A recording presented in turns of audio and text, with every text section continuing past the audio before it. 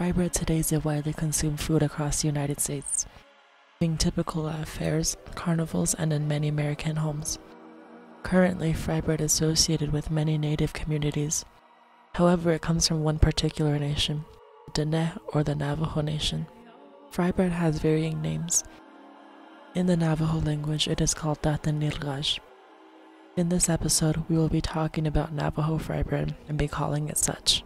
Though frying bread and serving it as a meal or with other ingredients is not a Navajo or American creation alone, being widely common in different forms throughout history, with the changing factor of each bread being how it's cooked, and what oil or fat is used to fry it.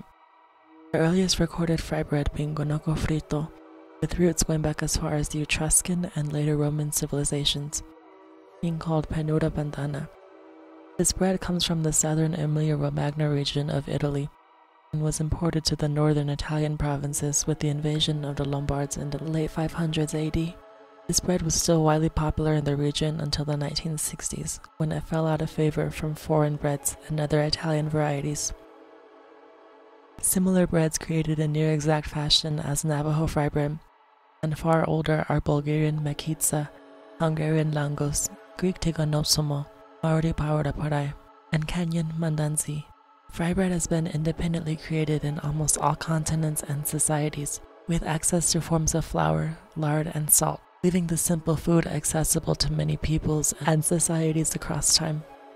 Navajo fry bread wasn't even the first fry bread to be created in the United States, with that title going to the Southern Idaho bread, created by starving Mormons in their migration and settlement in the western United States. Though Navajo fry bread has overtaken its Mormon equivalent in popularity, there are many varieties of fry bread coming in strips, sweetened or even made spicy. Every culture that ingests this food adds their own style to it, though the very basic constant is the creation of a flatbread, eaten by itself or with other foods that is fried in oil or fat.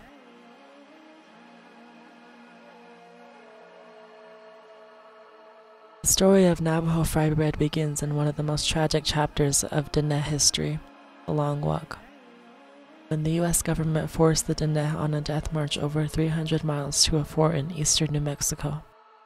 The Dagah were not the only people making the walk. A handful of freed black people, Hispanic people, and the Mescalero Apache were included in this dark event. The Navajo people made up the majority of the population. The Long Walk was a systemic attempt at wiping out the Navajo people, done by the United States, scorching the earth, removing the ties to ancestral lands, and forcing the native groups to adopt European religion and farming methods. The Long Walk was composed of 58 separate forced marches, from Díníilghaazh to Fort Sumner, in eastern New Mexico. The Navajo people suffered unprecedented hardship, with starvation, rape, murder, and forced assimilation among many other hardships being endured. Though it is at Fort Sumner that Navajo fry bread was created in the midst of their despair. The area of Bosque Redondo was not viable for large-scale agriculture due to the nature of the soil, and many European crops were barely known by the Navajo people. They used the U.S. military rations available and meager food supplements given by the New Mexico Territory government. Navajo fry bread was created using salt, lard derived from cow and pig fat, and flour. This food would be supplemented with whatever foods were available, possibly beans, squash, or wild game. When the Navajo leaders negotiated to sign the Treaty of Bosque Redondo, they had to walk back to their homes just as they had walked away from them.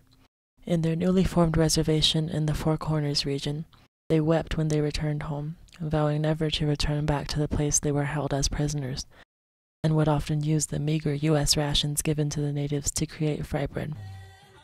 Due to a variety of factors, including boarding schools, native right groups, and its relative simplicity to produce, it spread across different states and reservations, today being found as far away as Maine, Guam, or even Alaska. For many natives of the United States, fry bread links generation with generation and also connects the present to the painful narrative of Native American history, and has remained ever popular since.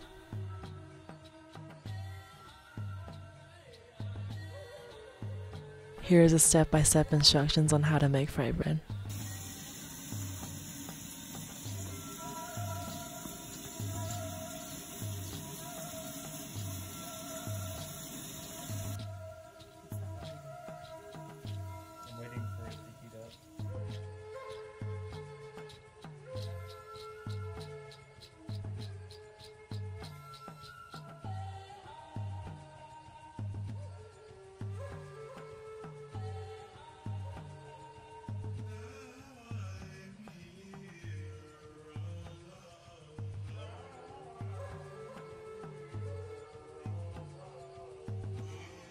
could add that ramen. Do it again.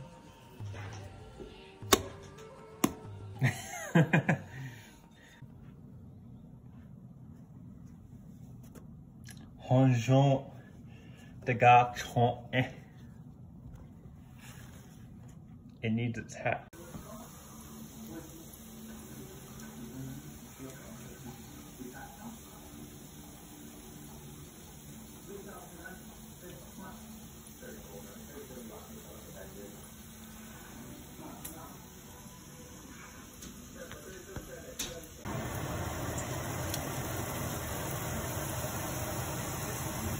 It's got his little hat.